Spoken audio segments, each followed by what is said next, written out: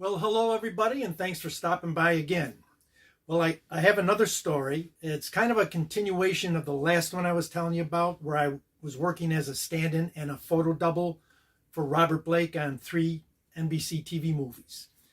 Well, we finished 2 of those movies, and we had kind of a long hiatus before we were going to start the 3rd movie. So during the hiatus, I get a call from my agent. She goes, "John, would you consider doing some more stand-in and photo doubling work for Charles Bronson on Death Wish 2? Yes, I would very much." She goes, "Okay, that's great. Fantastic." She said, "I will send you the call sheets with the locations and the call times and where to show up on the set." I said, "Thank you very much." And I said, "Oh, by the way, where do I go for the interview?" She goes, "Oh, no. If you want the job, you've got it. The Charles Bronson people are aware that you've been stand-in and photo doubling for Robert Blake. They hear that you're doing a great job, and Robert Blake and Charles Bronson are basically the same physical type. So if you want the job, they want you on the set as soon as they start." I said, "Well, yes, absolutely. Thank you very much." Now, Death Wish 2 has a lot of night shots. That means my call times were mostly from 6 p.m. in the evening to about 7 or 8 the next morning. Okay, so I check in the first night. We're shooting downtown Los Angeles somewhere. I forget where. I check in with the assistant director, so I'm all set to go. And I noticed the craft service table right next to me. And for those of you who are not familiar with that business, the craft service table is this big table that has all kinds of snacks and goodies on it. Anything you can imagine is on that table. Fruits, bagels, breads, cakes, candies, drinks, everything. And that's besides that they have to feed you a hot balanced meal every 6 hours also. So there's a tendency, for me anyways, to put on weight when I'm working on a movie set. Okay, so I'm making myself a cup of coffee and a bagel and cream cheese. And I notice out of the corner of my eye, this rather large guy, about my age at the time, walking toward me. And he's wearing this big Stetson cowboy hat. So I'm thinking in the back of my head, geez, if he thinks I'm some rando off the street stealing food on a movie set, I could be hurt very badly. So he gets up to me and he goes, I turn around to look at him and he goes, "You're John, right?" I go, yes, I am." He says, "Oh, you're Mr. Bronson stand-in and photo double." I says, yes, I am." He says, "Oh, fantastic." He says, "I'm Russell. I'm his bodyguard." I said, "Oh, how do you do, Russell? Nice to meet you." He says, "I just wanted to come up and introduce myself to you because we're going to be working in close proximity of Mr. Bronson. Every time he's on the set, I'm going to be standing next to him, and you also as a stand-in and photo double." I said, "Well, thank you. Thank you for introducing yourself, Russell. I appreciate that." Okay, now, the best way I can describe Russell is that he is like a gentle giant. Kind of like one of my friends, John Papalowski. He's a gentle giant who likes ice cream, loves ice cream. But when it came time to neutralize a potentially bad situation, I witnessed him do it twice, within seconds and with little effort. Okay, so one night we're shooting in San Pedro, and that's a small seaport town just south of Los Angeles.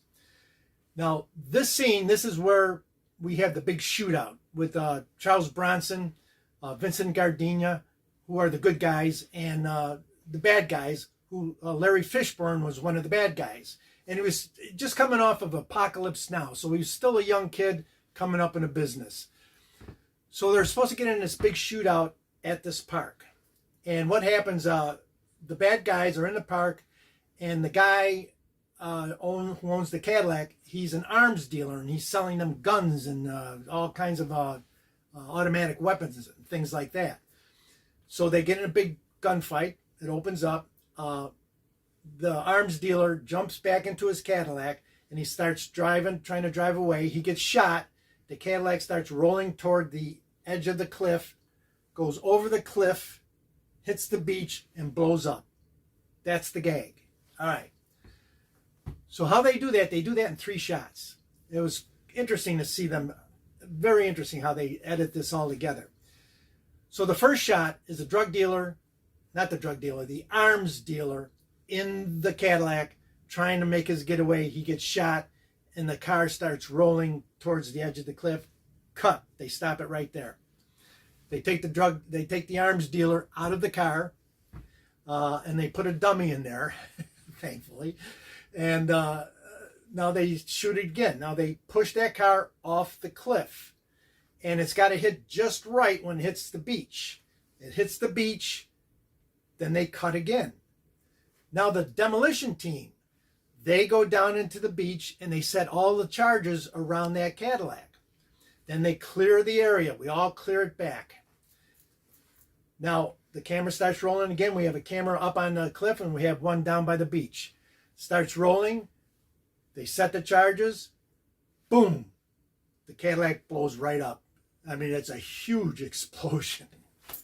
So when you're watching that, if you ever watch Death Wish 2, now you know how it's done. Okay, so another scene we were shooting, it's a day shot. It's in downtown Los Angeles. And Charles Bronson's real-life wife, Jill Ireland, was in this scene. She's in the movie. And she plays a TV reporter.